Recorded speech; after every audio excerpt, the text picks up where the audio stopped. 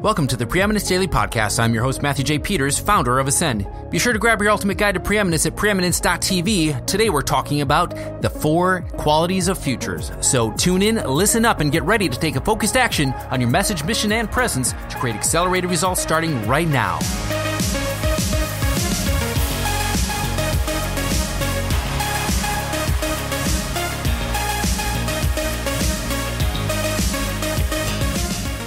With the technology of futuring, there are 4 qualities of futures. If you think about your future, there's certain things that are going to happen. We can look at our future as the present that is coming towards us. But how do we want to program our future? What is it that we want to create? What do we want to manifest or come to fruition or come to be? What is it that we want as a goal, as a dream to become our reality? There are 4 qualities of futures. Let me start with the first one. The first one is the dark future. If you want to know what the dark future is, I want you to think about turning on the news. It's the aggregation of chaos, of the evil in the world, of everything that's wrong that's happening in the far corners of the world. They take it and they put it into one program of 15 minutes, 30 minutes, and they just keep looping it over and over and over. That's literally programming people and their futures, because that's the information they're given and saying this is what the world is. It's programming a dark future, one of despair, of chaos, of literal darkness. The dark future is one of a place where we just find that we're alone. If you want to think of the dark future, think of every piece of despair and darkness and evil that you ever thought of. That's the darkness. The second one up from there, the second quality of future, is dimness. Now, dim is kind of the same old. We're just getting by. You know, it could be worse. At least we have this.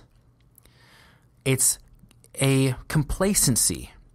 You know, just saying, yeah, it could be worse. At least we have our health, or at least we have this or that. You know, I'm not really involved. I'm just kind of just going to crack a beer open and have some chips and watch TV every day and just watch the world go by. Dimness is a place of giving up. Right? A lot of us live there. A lot of people around the world, they live in dimness. And some of them that are in dim actually have great days. I'm calling them great because that's what I'm choosing to give that quality of brightness. The third quality of future is brightness. A lot of people in the American culture, in the Western culture, kind of go between dim and bright, and that is their lifestyle. That is their experience. The bright future is one of the white picket fence, the American dream. I've got a great car. Matter of fact, I may even have a boat. I go on great vacations with my family. You know, our kids are going to be going to the best schools. I've got a little money saved away. Matter of fact, I might have quite a bit of money saved away. My stocks are doing well. I've got a list of clients. Think of all the good things. Think of the Gucci and Armani and the Macy's commercials, all about those things that are the great things in life. All those things that have to do with you and your family. It's the best you can possibly think of for you and your family. That's the bright life. But the bright life will also leave people waking up in the middle of the night saying, is this all there is? I sold my business for $3 million or $17 million, and I thought I'd be happy. What happened? Why am I not happy? It could be wherever you are right now. You may be thinking, everything is great. Why am I not happy? It's because you have not realized the brilliant future. This is the fourth quality of future. The brilliant future is one that is not of me, but of we. It is of us.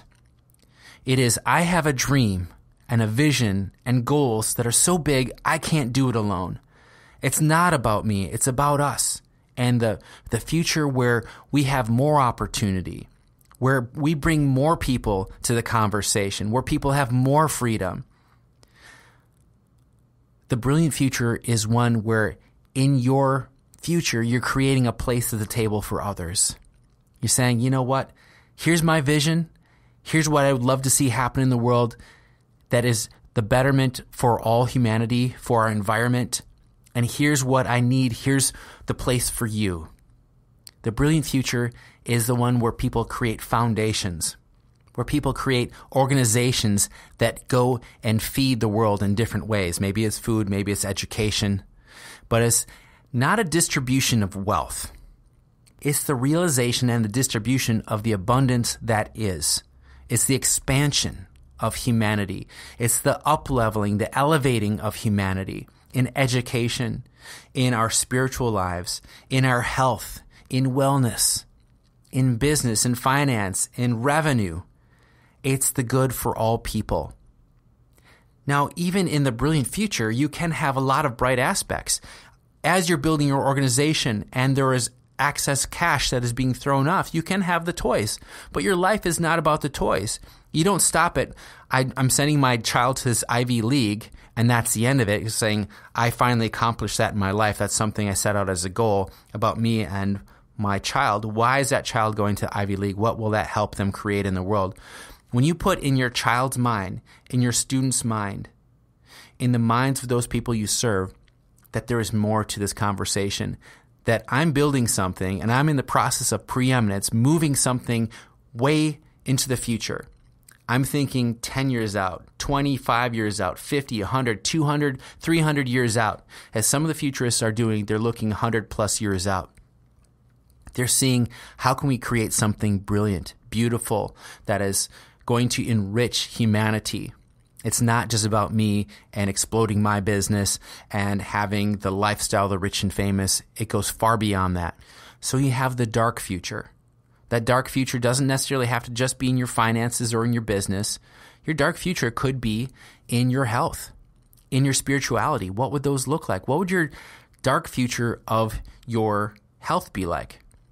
Think about mental health in darkness, or your spiritual life in darkness, your financial life in darkness. Same thing with dimness. A dim health. Oh, at least I'm getting by. I'm not feeling as bad as I did yesterday. Right? There's a lot of ways we can think of that. Dimness spiritually. How does that look? What about the bright future for your business, the bright future for your family, the bright future for your health? I'm better. Matter of fact, I'm doing really well. What does a brilliant future look like for your faith, for your spirituality? How could that look? What about for your health? What does a brilliant future that goes beyond yourself look like for your health? Your business, your finances, your income, what does that look like when it goes beyond yourself in a brilliant future? And your family, what is the legacy you're leaving for your children, for your significant other? How is your family, your relationships look like in a brilliant future? Your action step is to future out. What is it that I'm creating right now? Am I living in a dim future? Am I living in a dark future or a bright future?